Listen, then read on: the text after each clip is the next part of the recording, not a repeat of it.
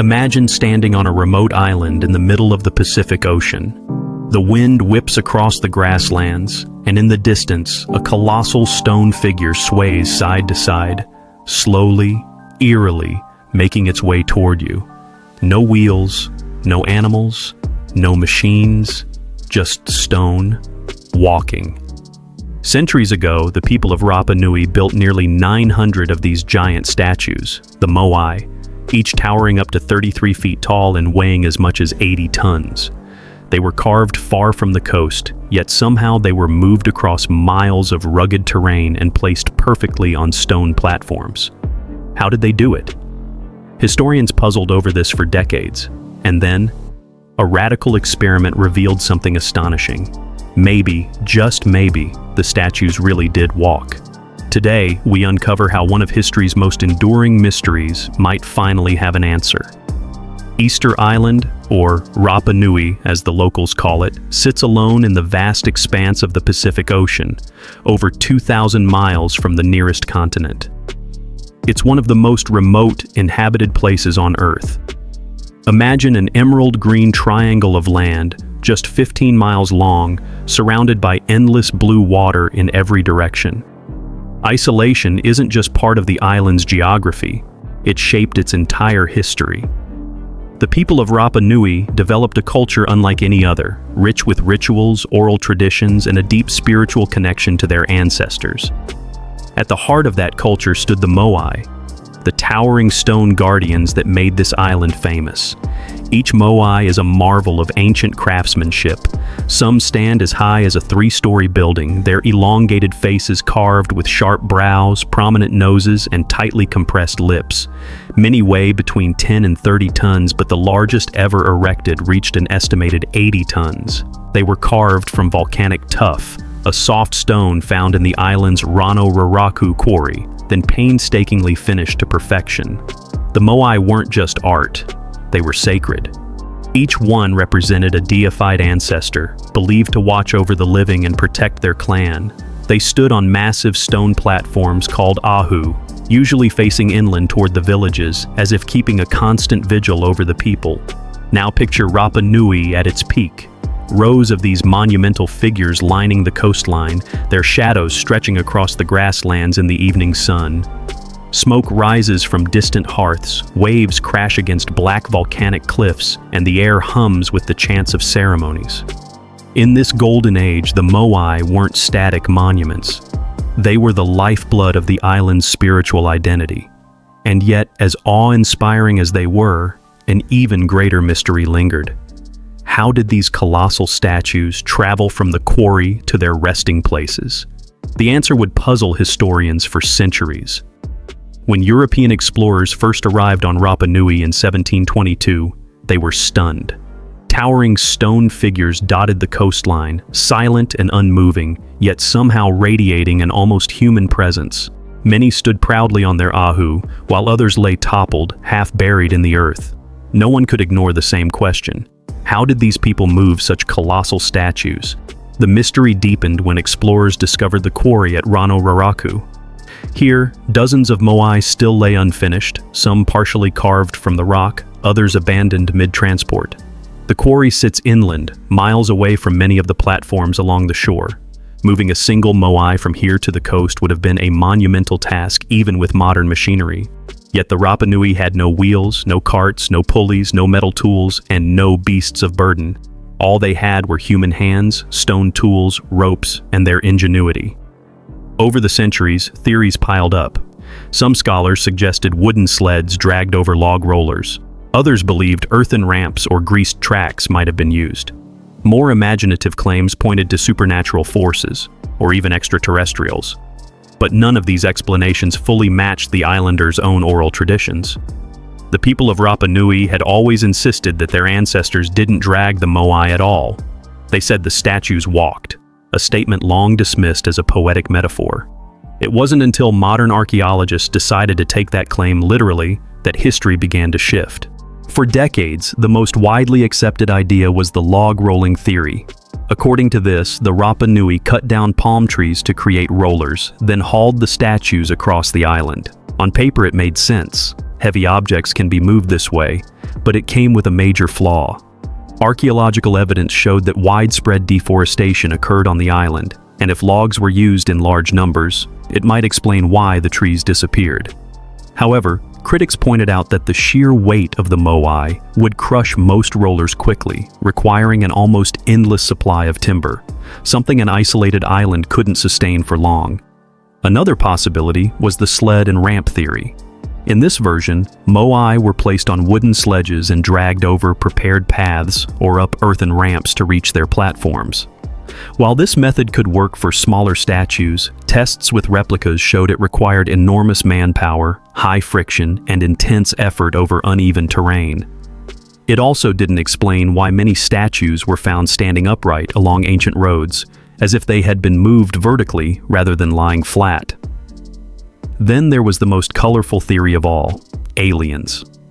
Popularized in the mid-20th century by writers like Erich von Däniken, this idea suggested extraterrestrials had a hand in building or moving the Moai. While entertaining, it ignored the ingenuity and skill of the Rapa Nui themselves, and no evidence ever supported such claims. But the biggest problem with all these theories, none aligned with the islanders' own stories. For generations, Rapa Nui elders had passed down the same explanation. The statues walked, not rolled, not dragged, walked. To most outsiders, it sounded like mythology. But to the Rapa Nui, it was a literal truth. And one day, a team of archaeologists decided to take those words at face value and test whether stone could indeed walk.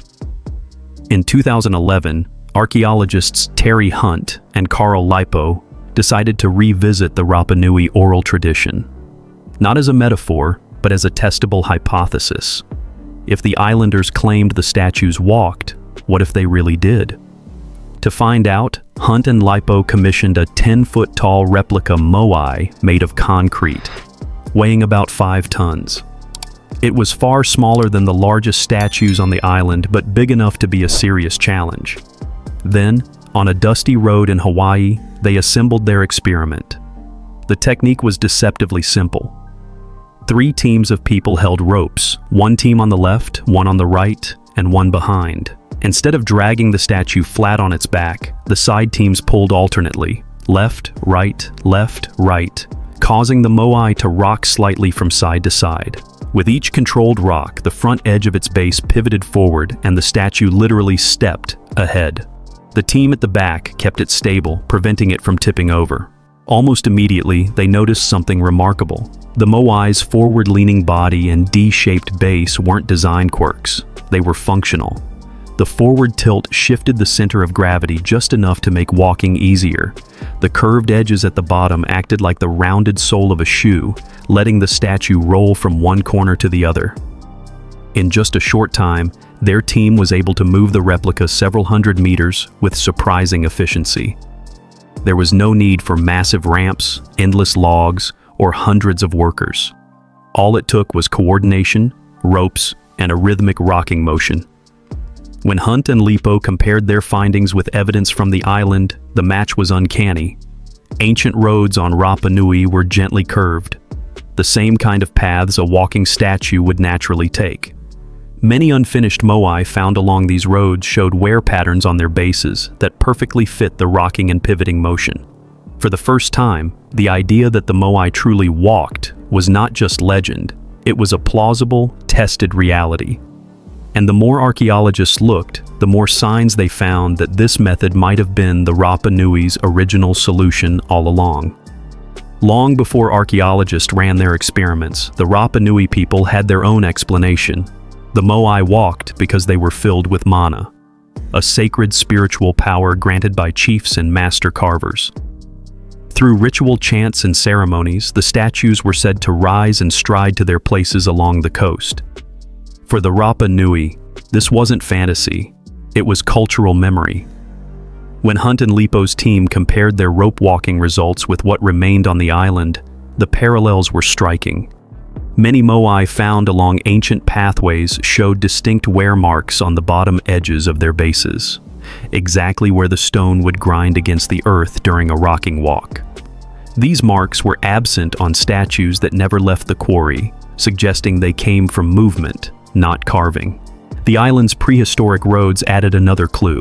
They weren't straight like Roman roads. Instead, they were gently curved, meandering across the landscape. This design makes little sense for dragging heavy loads, but perfectly suits the rope walking technique, where side-to-side movement naturally shifts the statue's path. Then there were the fallen Moai. Dozens were found lying face down or on their backs along the roads, as if frozen mid-journey. Some even leaned slightly forward, hinting they had been upright when they toppled. If they had been dragged horizontally, such dramatic upright falls would be far less likely. Taken together, the oral traditions, the wear patterns, the curving roads, and the toppled statues, the evidence paints a consistent picture. The Moai didn't just get to their platforms through brute force. They moved in a way that combined spiritual meaning with clever engineering, a way that made them appear alive. For the Rapa Nui, moving the Moai upright was far more than a technical feat. It was a sacred act. Transporting the statues in a standing position mirrored their spiritual role as living representations of ancestors. Upright, they looked toward their people, maintaining the presence and authority of the chiefs they embodied. To lay a Moai flat during transport would have stripped it of dignity and mana. The journey from quarry to Ahu was likely a ceremonial event in itself. Oral histories suggest entire communities participated, chanting, guiding, and celebrating each step of the Moai's progress. Every successful delivery reinforced the unity of the clan and the authority of its leaders, while honoring the skills of the master carvers and rope handlers. But this golden age of statue building didn't last forever. By the late 17th century, Rapa Nui's resources were strained. Overharvesting of trees, changes in climate, and internal conflicts weakened the society. Without enough timber for ropes and food for large workforces, the tradition of carving and moving new Moai faded. Many statues in the quarry remained unfinished, frozen in time as the island faced new challenges. Today, the Moai stand as silent witnesses to both the brilliance and fragility of the culture that made them. Their walking not only solved a practical problem, it expressed the Rapa Nui worldview, where engineering, spirituality, and community were inseparable. For centuries, the Moai stood as an unsolved riddle. How could a small, isolated society move giants of stone without modern tools? The answer, it seems, was never lost. It was simply hidden in plain sight, preserved in the islanders' own words. They walked. Through ingenuity, coordination, and a deep sense of purpose, the Rapa Nui found a way to make stone stride across the land. In doing so, they blurred the line between engineering and ceremony, turning transportation into a living expression of their culture. Perhaps the Moai never truly stopped walking. They continued to stride through history, carrying the story of Rapa Nui with them. Their journey is a reminder that the past often holds solutions as elegant as they are unexpected. What other ancient mysteries do you think hide a simple genius behind them? Share your thoughts. The next revelation might be closer than we think.